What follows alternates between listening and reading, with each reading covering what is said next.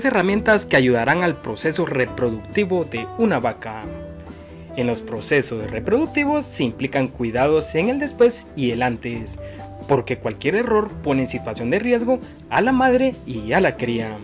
Hay 3 herramientas que ayudan en el proceso reproductivo en los bovinos, desde palpación rectovaginal hasta reportes de información en tarjetas individuales.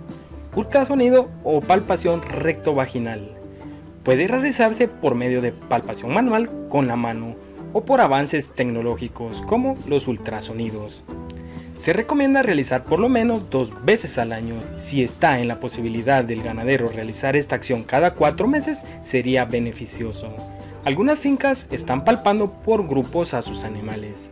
Ya no esperan fechas y lo realizan continuamente para saber cómo están las vacas. Esta herramienta se utiliza para saber si la vaca está gestante o vacía. Si está gestante, el ultrasonido permite saber el tiempo de preñez, por lo cual es útil para el ganadero, para la comercialización o para brindar el cuidado necesario. El seguimiento después del parto.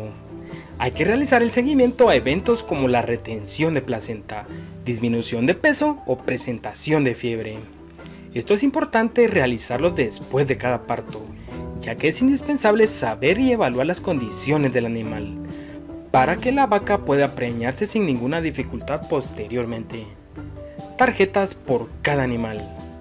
Es indispensable que las tarjetas sean individuales, para saber el historial de cada animal. Esto nos permite tener acceso a información como qué fechas se preñó por primera vez, fecha a primer parto y condición corporal. Al mismo tiempo, esta herramienta permite al ganadero tomar decisiones, pues demuestra que vacas están siendo más rentables en su hato ganadero.